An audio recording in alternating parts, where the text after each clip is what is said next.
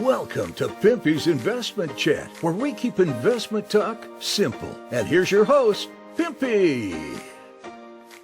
What is going on out there, peeps? Man, I tell you what, today easily has got to be one of the best days of news for Iraq I've seen in a long time. They have been busting their asses to get their country in line to get back out and do business on the international market. So has all of their hard work paid off? Well, let's get into these news articles because this is one great article after another, shall we? Before we get started, do me a favor, hit the thumbs up button. If you're not a subscriber, please do so, because when you do, it helps out the channel, and I certainly do appreciate it. If you're thinking about buying gold and silver, head on over to our friends at Miles Franklin. The link will be down below in the description. When you make your purchase, make sure you use promo code Pimpy, P-I-M-P-Y, and they'll take care of you. If you have any additional questions, you can reach us over here at this phone number or over here at this particular email. For all orders over $10,000, reach out by email and we'll make sure that you get a great deal. So come on over to Miles Franklin and add to your precious metal inventory. So Iraq concludes its discussion with the International Monetary Fund expert mission in Oman. Said the Iraqi delegation headed by the finance minister concluded today its discussions with the Article 4 missions of the International Monetary Fund expert in Oman. While the mission confirmed its continued support for the government's reform steps, the Minister of Finance stated in a statement to the news during the discussions the implementation of the economic reform programs, the improvements achieved by the Iraqi government in the field of development, infrastructure, financial sustainability, and maximizing non-oil revenues were reviewed. The Iraqi delegation confirmed, according to the statement, that the fund promised to support the development programs to advance public financial management, digital transformation, banking, retirement, and customs sectors, and to enhance private sector's participation efforts through investment incentives, infrastructure, and reconstruction, indicating its intention to continue discussions and consultations during the fund's periodic annual meetings.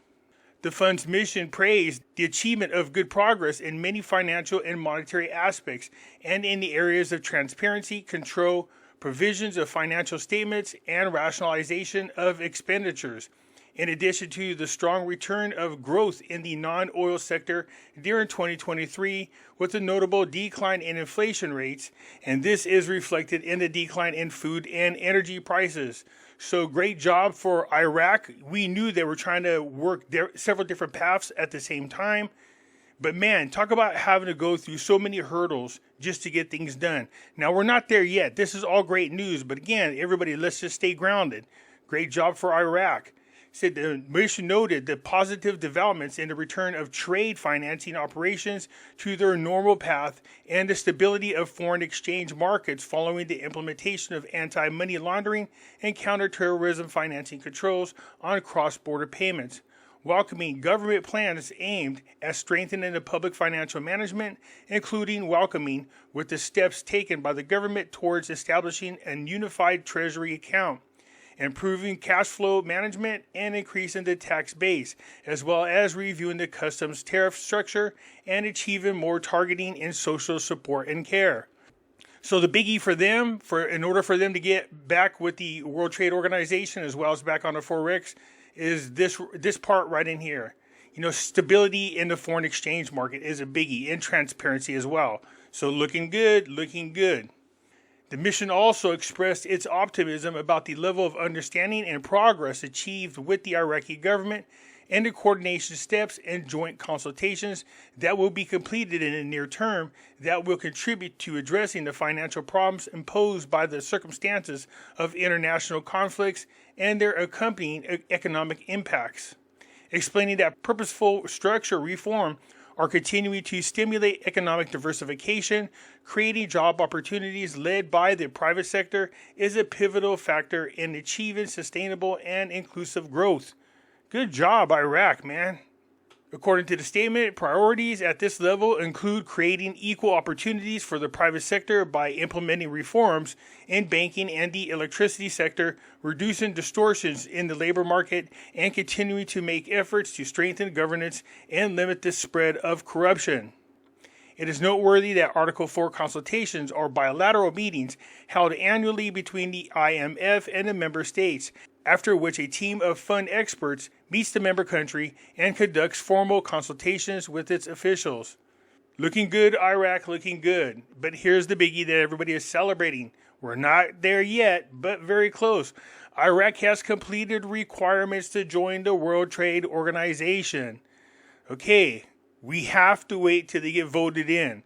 So yes, they completed all the steps. Let's hope they keep their nose out of trouble and finally get accepted. It says here, the Minister of Commerce of Iraq has confirmed that Iraq has completed the requirements to join the World Trade Organization after completing economic reforms and improving the business environment. So it's pointed out that the trade in goods and service files have been finalized according to the set of schedules for integration into the global trade system. Oh, yes.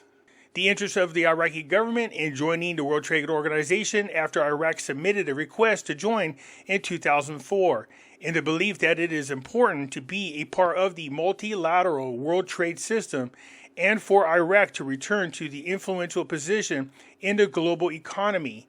He pointed out that there will be a meeting at the level of Arab countries to learn about the experience before joining the organization and ways to benefit from its advantages. The Iraqi Minister of Commerce stressed the importance of the events of the conference held in Abu Dhabi, which is witnessing a successful organization by the UAE. He stated that the conference sends an important message to all countries of the world about the importance of joining the organization, in addition to its role in discussing the future of the global trade movement according to current challenges. So Iraq is right there at the cusp, man, it really is. This is big news. So they already completed all the requirements to join the World Trade Organization. Now we just need to make sure that the member states vote them in. This is great news as well. I remember when they only had 90 trillion.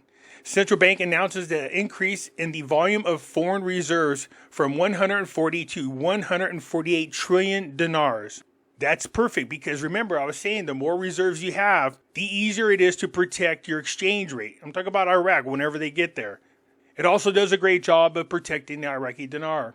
International Monetary indicates the decline in inflation rates and the stability of the foreign exchange market in Iraq. Yeah, I know we're all doing the pee-pee dance. I get it. We're doing the pee-pee dance.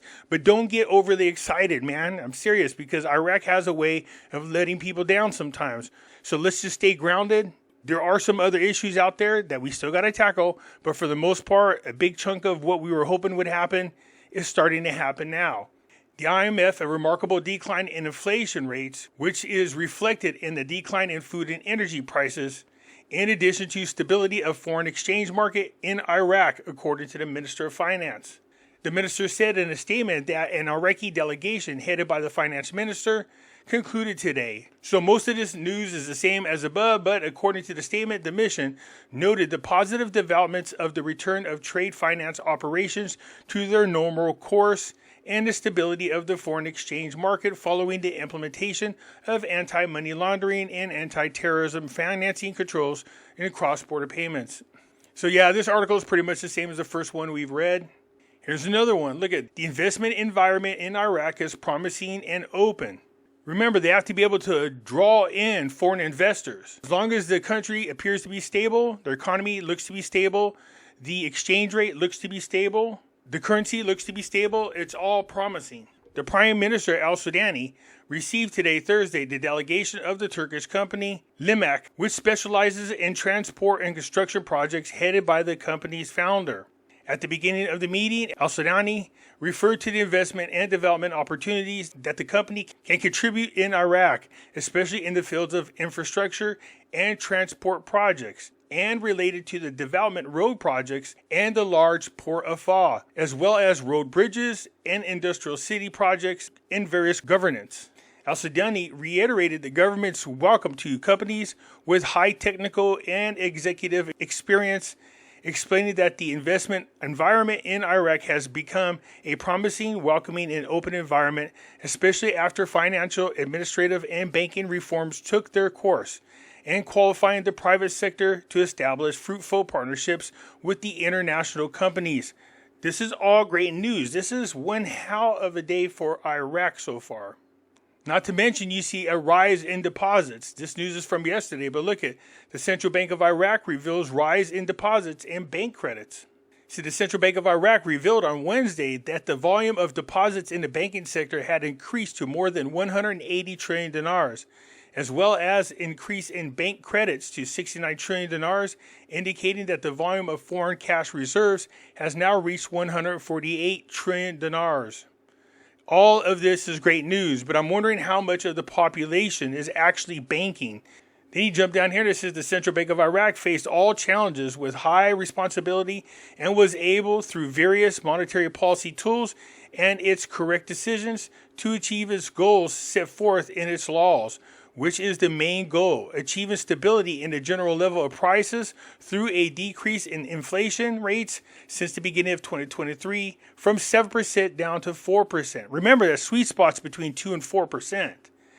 At the end of last year, and activating various monetary policy tools, in addition to issuing various financial instruments, including bank transfers and Islamic certificates of deposits instruments. So without a doubt, it definitely has been one hell of a day in the news for Iraq. Let's hope it continues, but everything is looking really good. So the next thing we got to wait for is the member states to vote Iraq back into the World Trade Organization, and then see what it's going to take to get them on the Forex. Anyways, that's it for now. You should be happy, do the Pimpy dance, but don't get overly excited. Just stay grounded is all I'm saying. I look forward to your comments, and I'll catch you later. I'm out.